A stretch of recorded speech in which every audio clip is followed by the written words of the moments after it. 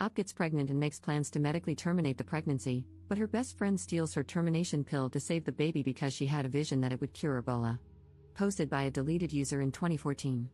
Since Op's account has been deleted, the title to find this post is, "My roommate and best friend threw out my termination pill and has generally gone insane. I have no idea what to do. My best friend Sarah, 20F, and I, 21F, have been friends since she was a freshman and I was a sophomore in college, about 2 years since I met her. We were assigned to be roommates, got along great, and decided to room together for the next year, my junior year. We never had any problems before this and were inseparable. We are even in the same sorority and have the same major, nursing. A few weeks ago, I found out I was pregnant by my boyfriend Harold, 22M. We've been dating for a year and a half, and he's a wonderful man. We discussed what to do and decided that termination was the best choice for both of us. I opted for a medical termination, and since Harold couldn't drive me to the clinic because he had a final, Sarah agreed to go with me. Sarah was originally very supportive and held my hand as I took the first pill in the office. She was in the room when the doctor explained that I should take the second pill after 24 hours and that I would need to do it at home. Harold came over after his final to keep me company and spent the night. After a night of cramping and bleeding, I woke up yesterday morning to find that the second pill was missing from its pack. I had placed the pill on my nightstand so that I wouldn't lose it. The pack was still there, but the pill was gone.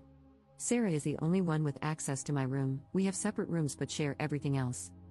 I asked Harold if he had touched the pill, and he said no. Why would he, if he doesn't want this child any more than I do? That left Sarah as the only suspect, so I waited until she woke up to ask her about it. That's when she completely lost it. She started screaming at me, calling me a baby killer, and saying that she hoped I would bleed out from the termination. Then she told me that she had a dream my child would grow up to cure Ebola. I am absolutely serious, and that she threw away my pill to protect my child, along with the extra birth control packs I had gotten from the school nurse to last over the summer.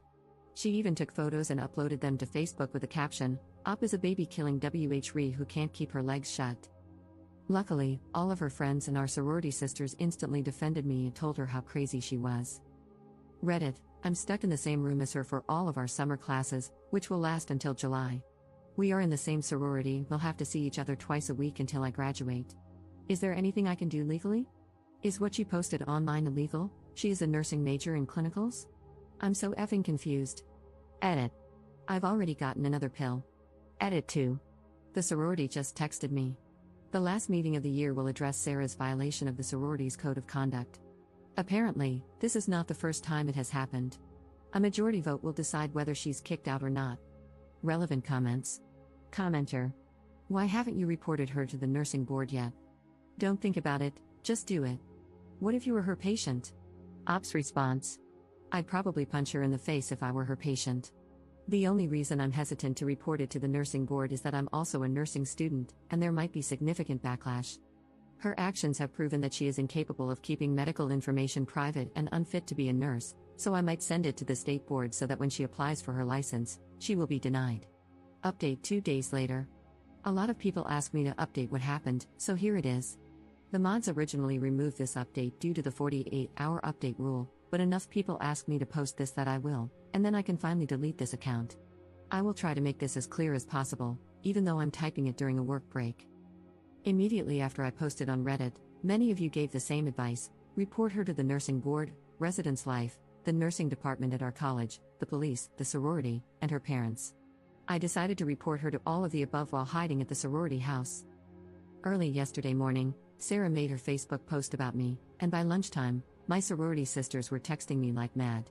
This was not the first time Sarah had shamed another sorority sister for having a termination, and that particular woman, we'll call her Emily, was one of the highest-ranking members. Emily was the one who called the meeting to have Sarah kicked out for breaching the code of conduct, treat all your sisters kindly, support one another, no gossiping, etc.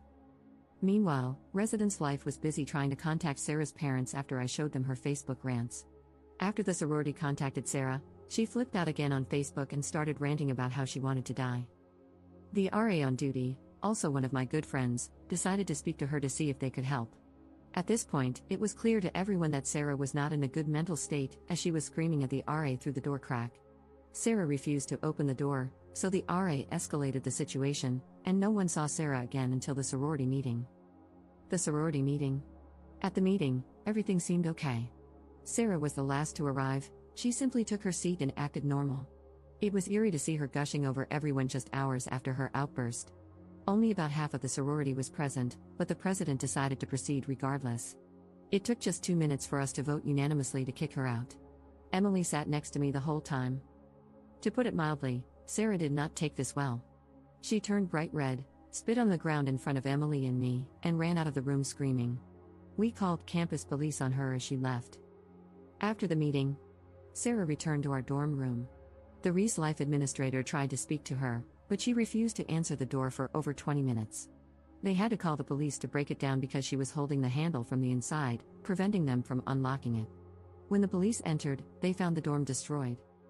All the furniture had been smashed, or scratched if it was too heavy, the carpets were covered in food from the refrigerator, and she had painted random swear words on the wall in what appeared to be blood, though she had no visible scratches, so who knows where it came from. They found photos of Harold covered in lipstick in her purse, not just kiss marks, but his entire face colored in with lipstick like a crayon. She resisted when the police tried to peacefully convince her to go to the hospital. Sarah was taken in for a psychiatric evaluation and charged. I'm not sure of the exact charges, but I know they included unlawful possession of prescription medication since they found my pills in her purse, with my name on the labels. She is still in the hospital today undergoing evaluation. The hospital. Sarah and I were both interns at the hospital that operates the pregnancy clinic.